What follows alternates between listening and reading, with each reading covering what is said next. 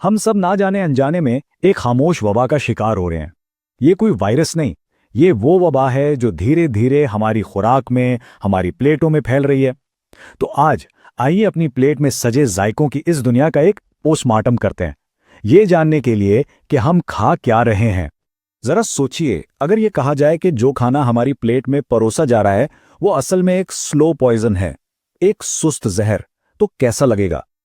ये कोई डराने वाली बात नहीं है, बल्कि एक ऐसी कड़वी हकीकत है जिसकी कुछ ठोस वजूहात हैं। अच्छा, तो इस पूरे मामले की गहराई में उतरते हैं और शुरुआत करते हैं एक हालिया स्कैंडल से जिसने मुल्क की फूड सेफ्टी पर एक बहुत बड़ा सवालिया निशान लगा दिया। हुआ ये कि एक यूट्यूब चैनल ने एक वीडियो अपलोड की जिसमें दावा किया गया कि मुल्क के कुछ सबसे बड़े और काबिल एतबार दूध के ब्रांड्स की माइक्रोबायोलॉजिकल टेस्टिंग की गई है। मतलब ये चेक किया गया कि दूध पीने के लायक है भी या नहीं। और सबसे हैरानकुन बात यह थी कि एफएसएसआई, वो सरकारी इदारा जिसका काम ही फूड क्वालिटी पर नजर रखना है, उसे इस सब की कोई खबर ही नहीं थी। लेकिन रुकिए, ये कहानी सिर्फ दूध की नहीं है। सच तो यह है कि मिलावट की ये वबा हमारे पूरे फूड सिस्टम में जड़ें फैला चुकी है। आइए देखते हैं कैसे। आमतौर पर लोग दो ही जगहों से खाते हैं, या तो स्ट्रीट फूड या फिर पैकेट में बंद सामान। हमें लगता है कि स्ट्रीट फूड शायद गैर सेहतबख्श हो, लेकिन पैकेट में बंद ब्रांडेड चीजें तो महफूज होंगी ही। लेकिन ये एक बहुत बड़ा धोखा है। हकीकत यह है कि चाहे सड़क पर खड़े होकर खाएं या घर में पैकेट खोलकर, सुस्त जहर की होम डिलीवरी हर जगह जारी है। तो चलें पहले स्ट्रीट फूड की बात करते हैं। वो चटपटे गोलगप्पे, वो मजेदार मोमोज की चटनी। क्या कभी सोचा है कि इनके जायके के पीछे क्या छुपा हो सकता है? कर्नाटक में जब गोलगप्पे के पानी के नमूने लिए गए तो उनमें कपड़े रंगने वाले केमिकल्स मिले। जी हाँ, वही केमिकल्स जो कैंसर का सबब बन सकते हैं।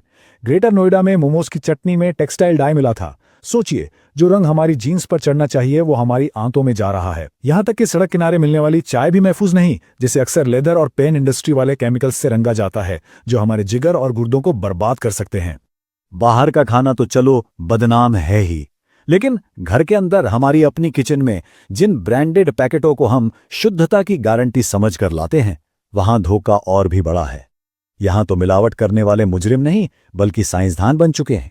नोएडा में पनीर के 83% नमूने टेस्ट में फेल हो गए। ये पनीर दूध से नहीं, बल्कि यूरिया, डिटर्जेंट और सल्फ्यूरिक एसिड जैसी चीजों से बनाया जा रहा था। इसे सिंथेटिक पनीर कहते हैं। और हांगकांग और सिंगापुर ने पाबंदी लगा दी क्योंकि उनमें कैंसर पैदा करने वाली दवा मिली थी। और हद तो यह है कि तिरुपति मंदिर के प्रसाद में इस्तेमाल होने वाला घी भी मिलावट वाला निकला। अब जब भगवान का प्रसाद ही महफूज नहीं, तो हमारे किचन में रखे डब्बे की क्या गारंटी है? और इस सब का असर सिर्फ हमारी सेहत पर नहीं पड़ रहा, ये बैनुल अक़वामी सतह पर मुल्क की साख को भी नुकसान पहुंचा रहा है। 2022 के ग्लोबल फूड सिक्योरिटी इंडेक्स में 113 ममालिक में इंडिया का नंबर 68वां था। यानी क्वालिटी और सेफ्टी के मामले में हम दुनिया के कई छोटे छोटे मुल्कों से भी पीछे हैं। तो सवाल ये उठता है कि आखिर हम यहां तक पहुंचे कैसे? क्या इंडिया में हमेशा से ऐसा ही था? नहीं, बिल्कुल नहीं। आइए जरा तारीख में पीछे चलते हैं और इस बहरान की जड़ें तलाश करते हैं। एक वक्त था जब कौटिल्य के अर्थशास्त्र में मिलावट पर भारी जुर्माने थे, और अलाउद्दीन खिलजी के दौर में तो सजा ये थी कि जिस्म से गोश्त काट लिया जाए। लेकिन इस तबाही की असल जड़ें ब्रितानवी राज में हैं। उन्होंने कभी इंडिया के लिए कोई कौमी फूड सेफ्टी कानून नहीं बनाया, और भारी टैक्सों ने ताजरों को मिलावट का रास्ता दिखाया। आज़ादी के बाद कानून तो बना, लेकिन इस पर ठीक से अमल नहीं हुआ, और फिर 2006 में एफएसएसआई को बनाया गया। एफएसएसआई का मकसद तो बहुत अच्छा था कि चेत से लेकर हमारी प्लेट तक खाने को महफूज बनाया जाए। लेकिन हकीकत यह है कि आज एफएसएसआई खुद एक नाकाम निजाम की तस्वीर पेश कर रहा है। जरा एफएसएसआई की अपनी ही 2022-23 की रिपोर्ट देखें। पूरे मुल्क में मिलावट के 38,000 केस दर्ज हुए। 38,000। और सजाएं कितनों को मिली? सिर्फ 517। ये इतना कम शरह है कि मिलावट करने वालों के लिए ये जुर्म नहीं, बल्कि बिजनेस चलाने का एक छोटा मोटा खर्चा बन गया है। सीजे यानी कंट्रोलर एंड ऑडिटर जनरल की रिपोर्ट ने तो इस नाकामी पर मोहर ही लगा दी। रिपोर्ट ने बताया कि एफएसएसएआई ने बगैर पूरे कागजात के लाइसेंस बांट दिए। लैब्स में जदीद मशीनें नहीं हैं, और करप्शन तो आम है।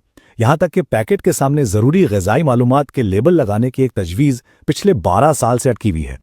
अच्छा, जब भी इंडिया में मिलावट की बात होती है तो एक जवाब तैयार मिलता है कि इतनी बड़ी आबादी है, यहां तो ये सब चलेगा ही। लेकिन क्या वाकई मसला आबादी का है? आइए देखते हैं कि दूसरे मुल्क इस मसले से कैसे निपट रहे हैं। नहीं, मसला आबादी का नहीं, नियत और जवाबदेही का है। चिली ने गैर सेहतबख्श खाने पर काले रंग के बड़े वार्निंग लेबल लाजमी कर दिए। जापान में आप क्यूआर कोड से पता लगा सकते हैं कि आपका खाना कहां से आया है।